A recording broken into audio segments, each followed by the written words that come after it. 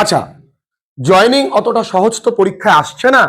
ফাজিল বোর্ডে দেখা গেল যে অত সহজ জয়নিং দেয়নি।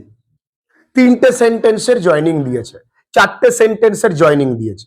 আমরা তো তাহলে পারবো না। আমি আজকে প্রমাণ করে দিই, ভীষণ সোজা। এর সঙ্গে আমি গোটা 100 তোমাদেরকে দেব।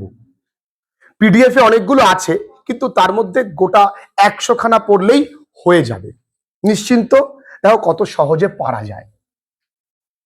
প্রথম প্রশ্ন, Homer was a great poet. He was born somewhere. তিনি কোথায় একটা জন্মগ্রহণ করেছেন? Nobody knows the place. কেউ জায়গাটা জানে না। এটা কি করতে বলেছে? সিম্পল। যদি এটাকে কমপ্লেক্স করতে বলতো খুব সহজেই হয়ে যেত। কিভাবে হতো? Nobody nose where Homer a great poet was born. তাহলে হোয়ার দিয়ে কমপ্লেক্স হয়ে গেল। এটা কমপ্লেক্সেও থাকতে পারে, কিন্তু যদি বলে সিম্পলে করো, তাহলে কি করে করব দেখি। নোবডি, দেখো কত সহজ। আমি তোমাদেরকে প্রমাণ করে দেখাতে চাই, এইটুকুনি মনে রাখতে গিয়ে খুব সময় লাগছে। একটু দেখি। নোবডি নোজ, কেউই জানে না। দি বার্থ প্লেস, হয়ে গেল। দি বার্থ প্লেস অফ এ কি গ্রেট পোয়েট, নাম কি তার? হোমার। বলো, এটা কি খুব কঠিন? এইটুকুনি মনে রাখা কি খুব কঠিন? একদমই নয়। আচ্ছা, এর পরেরটা, ইয়োর কন্ডাক্ট ইজ পিকিউলিয়ার। তোমার ব্যবহার অদ্ভুত। I am unable to understand it. আমি এটা বুঝতে পারি না। It has been describe to me. এটা আমার কাছে বর্ণনা করা হয়েছে। কমপ্লেক্সে করতে, তাহলে দেখো, আমি ইট মানে কোনটাকে বুঝবো? তোমার ব্যবহারটাকে বুঝবো। তাহলে আমি লিখতে পারি I am unable to understand. লিখতে পারি I am unable to understand your peculiar. ও বন্ধু, তাই না? Your peculiar conduct. কিন্তু পরীক্ষায় কি বলেছে? কোন সেন্টেন্সে করতে? তাহলে পিকিউলিয়ার কন্ডাক্ট, এই ইট মানে কি? দ্যাট, যেই কন্ডাক্টটা has been described to me. বুঝতে পারলাম? দেখো এখানে আমি বুঝতে অসমর্থ। ইট মানে কি? তোমার পিকিউলিয়ার কন্ডাক্ট, তোমার অদ্ভুত ব্যবহার, যেটা আমায় বোঝানো হয়েছিল, দ্যাট হ্যাজ বিন ডেসক্রাইবড। তোমার বোঝার জায়গায় কি ভাই? প্রথম বাক্য সেকেন্ড সেন্টেন্সটা লিখেছে স্যার, ইটের জায়গায় ব্যবহারটা পিকিউলিয়ার, তাই পিকিউলিয়ার কন্ডাক্ট, আর ইটের জায়গায় দ্যাট দিয়ে কমপ্লেক্স হয়ে গেছে। Very easy. এরপরে 3 number, my brother completed his studies. আমার ভাই তার পড়াশুনো শেষ করেছে। He was 22 years old at that time. সেই সময় তার বয়স ছিল মাত্র 22 বছর। He then began to practice in the court. তারপর সে কোর্টে প্র্যাকটিস করা শুরু করেছিল। তাহলে আমরা বলেছে সিম্পল সেন্টেন্সে করতে, আমরা বাংলায় বুঝে যাচ্ছি। আমার ভাই 22 বছর বয়সে পড়াশুনো কমপ্লিট করার পর সে কোর্টে প্র্যাকটিস করা শুরু করেছিল। তাহলে আমি এরকম লিখতে পারি, আফটার, পরে যেহেতু বলছি, আফটার, এই কমপ্লিটেডটাকে আমি কমপ্লিটিং করতে পারি। আফটার কমপ্লিটিং হিজ স্টাডিজ, তাই না? অ্যাট দি এজ অফ, বা অ্যাট দি এজ অফ, কত বছর বয়স? 22। মাই ব্রাদার, আমার ভাই, আমার ভাই কি করেছে বন্ধুরা?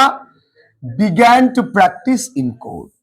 কিছুই কঠিন নেই। এরপরে পুরোটাই প্র্যাকটিস। এই সময় দাঁড়িয়ে খুব বেশি বুঝতে গেলে, বোঝার পরে প্র্যাকটিস করার সময় আর পাবে না, এমনি হাতে সময় কম। He went to Darjeeling, his brother also went there. I often met them at the mall. সে দার্জিলিং এ গেছে, তার ভাইও দার্জিলিং এ গেছে। আমি প্রায়শই তাদের সঙ্গে দেখা করতাম মলে। কোন সেন্টেন্সে করতে বলেছে? কম্পাউন্ডে। আচ্ছা, দুজনে মিলেই দার্জিলিং গেছে। তাহলে আমি লিখতে পারি হি অ্যান্ড হিজ ব্রাদার কোথায় গেছে? went to Darjeeling, ঠিক আছে, he and his brother went to Darjeeling and I often met them at the mall. কিছুই করেছি, সে এবং তার ভাই দার্জিলিং এ গেছে এবং আমি তাদের সঙ্গে মাঝে মাঝেই দেখা করতাম। শুধু আমার কাজ মাঝে বজাও এ অ্যান্ড, তাই তো, আর কিছু না। মুজবো মুজবো মুজবো, মাঝে শুধু অ্যান্ড বসাতে হবে। Kishore Kumar was a great singer, he was popular actor, he acted in Bengali films.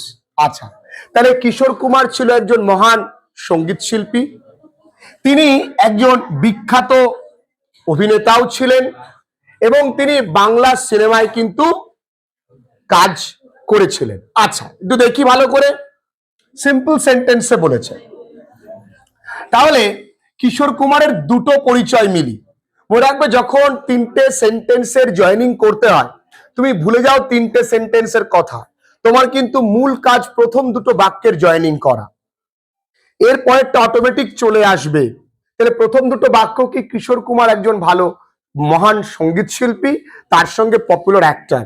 তাহলে একই ব্যক্তির দুটো গুণ, তাই আমি লিখতে পারি বিসাইডস, কি লিখতে পারি, বিসাইডস বিং, বিসাইডস বিং তার প্রথম পরিচয় আ গ্রেট সিঙ্গার, লিখলাম। এবার কিশোর কুমার ওয়াজ এ পপুলার অ্যাক্টর, কোথাকার অ্যাক্টর, ইন বেঙ্গলি ফিল্মস, দেখেছো অটোমেটিক আছে ইন বেঙ্গলি ফিল্মস। তাহলে তৃতীয় বাক্যটা অটোমেটিক জয়েন হয়ে যায়, তৃতীয় বাক্যটা অটোমেটিক করা যায়। তাহলে কি করলাম, besides being a great singer, Kishore Kumar was a popular actor in Bengali films. Clear? এরপরে হি ইজ রিচ, সে বড়লোক। আই ওয়াজ ইন ডিফিকাল্টি, আমি বিপদে ছিলাম। He did not help me, সে আমায় সাহায্য করেনি। ধরো এই বাক্যটা নেই, তাহলে he is rich, he did not help me, তার মানে কি, though he is rich, comma দিয়ে he did not help me, কখন, when I was in difficulty, বা ইন মাই ডিফিকাল্টি লিখলেও ভুল নেই, কারণ অলরেডি তো দো করে দিয়েছি। দেখ, তাহলে দুটো বাক্য করতে পারলে অটোমেটিক, দেখ সুজিত তুই কিন্তু পেরে গেলি। তাহলে when কি বললাম, I was in difficulty, একটু সেন্সের প্রয়োজন, আর কিচ্ছু না। You must pay the price, তোমাকে অবশ্যই টাকাটা দিতে হবে। You must return the goods, তোমাকে অবশ্যই জিনিসটা ফেরত দিতে হবে। I can not afford to loss the money, আমি আমার টাকাটা হারাতে চাই না। তাহলে এটা বলেছে কমপ্লেক্স সেন্টেন্সে করতে। তাহলে আমি কি করতে পারি, তোমাকে হয় টাকাটা ফেরত দিতে হবে, নয় তোমাকে জিনিসটা ফিরিয়ে দিতে হবে, কারণ আমি, এটা কমপ্লেক্স নয়, এটা কম্পাউন্ড করবে, কমপ্লেক্স নয় কম্পাউন্ড। তাহলে কি, ইদার বা ইদার না, আমি সহজে করি, you must pay the price or return the goods, for I cannot afford to lose money. He has gone away to a certain place, কথা নয়, সে একটা নির্দিষ্ট জায়গায় চলে গেছে। You know it, তুমি সেটা জানো। I have heard of this, আর আমি এটা শুনেছি। তাহলে কমপ্লেক্সে বলেছে, তাহলে আমি লাস্টের থেকে আসি। I have heard, I have heard of that, আমি এই অফটা নাও লিখতে পারি। I have heard that he has gone away to a certain place, ঠিক আছে, that you know, that you know। দেখো কি সুন্দর করে করলাম, আমি শুনেছি সে কোথাও একটা গেছে যেটা তুমি জানো। তাহলে ইটের জায়গায় আমি কি লিখলাম, দ্যাট, আর এই দিসের জায়গায় আমি কি লিখলাম, দ্যাট, আর কিছু করেইনি আমি। এইটুকুনি বুঝে পরীক্ষার আগে একটু পড়ে যাওয়া ছাড়ার কোনো জায়গা নেই।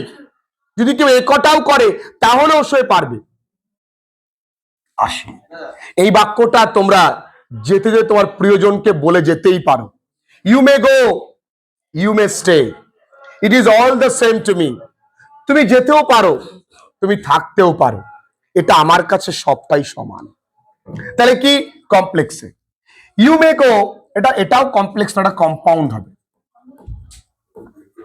এটাও কমপ্লেক্স নয়, কম্পাউন্ড। আমার টাইপিস্ট সব কম্পাউন্ডে কমপ্লেক্সে করে দিয়েছে, ভেরি গুড। ওই জন্য আপনার দেওয়ার কোনো প্রয়োজন নেই।